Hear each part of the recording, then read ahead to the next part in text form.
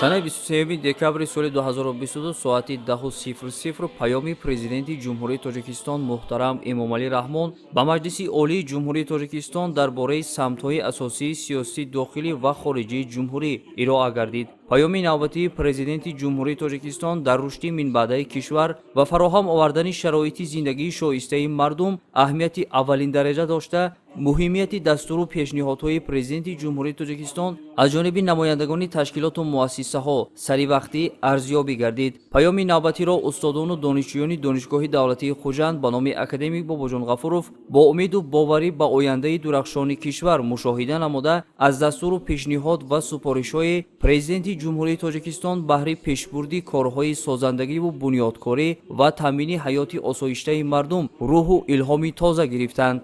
дар маҷмӯъ метавон гуфт ки паёми навбатии пешвои миллат ба Маҷлиси Миллӣ, Маҷлиси Олии Ҷумҳурии Тоҷикистон як ҳуҷҷати раҳнамокунанда барои аҳли кишвар ба ҳисоб меравад ва бо қаноатмандӣ хоса халқи шарифи Тоҷикистон такя ба сиёсати хиратмандона ва дурбинонаи ояндасозонаи пешвои миллат рӯз то рӯз бо ниятҳои нек барои рушд номӯи кишвари азизамон саъю кӯшиш менамоянд ва паём барои халқ, паём барои рушду номӯи хоҷагии халқи кишвар ироа гардид ва аз он факту рақаму далелҳое ки аз паёми пешвои миллат бармеояд, мо дар роҳи дурусти рушди инкишоф қарор дорем ва ояндаи Тоҷикистон дурахшон аст.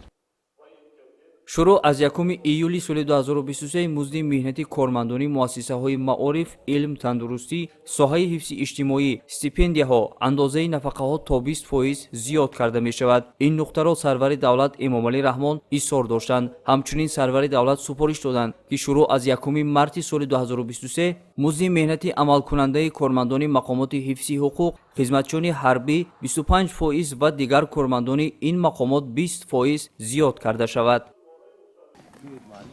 имрӯз ҷомеаи меҳнатии беморхонаи клиникавии бачагонаи вилояти Суғд паёми навбатии президенти мамлакатро асосгузору сулҳу ваҳдат муҳтарам Эмомалӣ Раҳмонро гӯш кардем.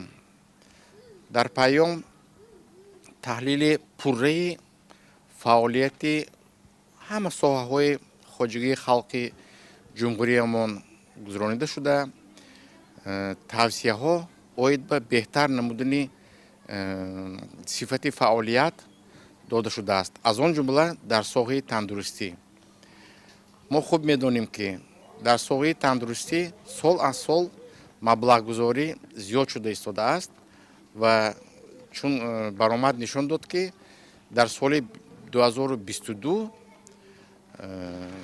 маблағи фоизи маблағгузорӣ зиёд шудааст дар соҳаи тандурустӣ ва соҳаи маориф.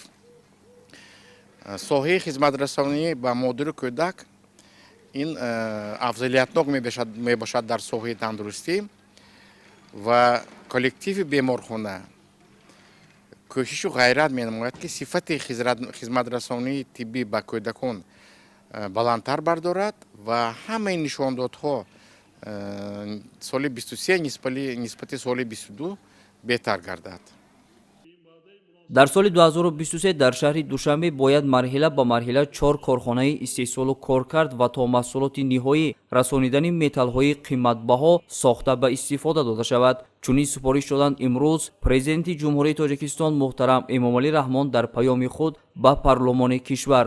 металлҳои қиматбаҳои ватанӣ то ҳаҷми 3 тонна дар шаҳри Душанбе бояд кор кард ва то маҳсулоти ниҳоӣ расонида шуда барои мардум ва содирот пешкаш карда шаванд, иброз намуданд сарвари давлат. инчунин пешвои миллат ба ҳукумати мамлакат супориш доданд ки ба масъалаи истихроҷи коркарди металлҳои ранга аз конҳои муайяншуда аз ҷумла сурма, литий, волфрам, никел ва дигар металлҳо аҳамияти хоса дода барномаи азхудкунӣ ва дар дохили мамлакат то маҳсулоти ниҳоӣ коркард кардани онро таҳия ва амалӣ созанд. сарвари давлат ёдовар шуданд ки агар соли 1991 дар мамлакат ҳамагӣ 358 корхонаи саноатӣ бо фарогирии 33 000 ҷойи корӣ фаъолият дошта бошанд, дар замони соҳибистиқлолӣ 2500 корхонаи истеҳсолӣ бунёд гардиданд. дар соли 2022 шумораи ин корхонаҳои саноатӣ ба 2800 адад бо 85 000 ҷойи корӣ расидааст.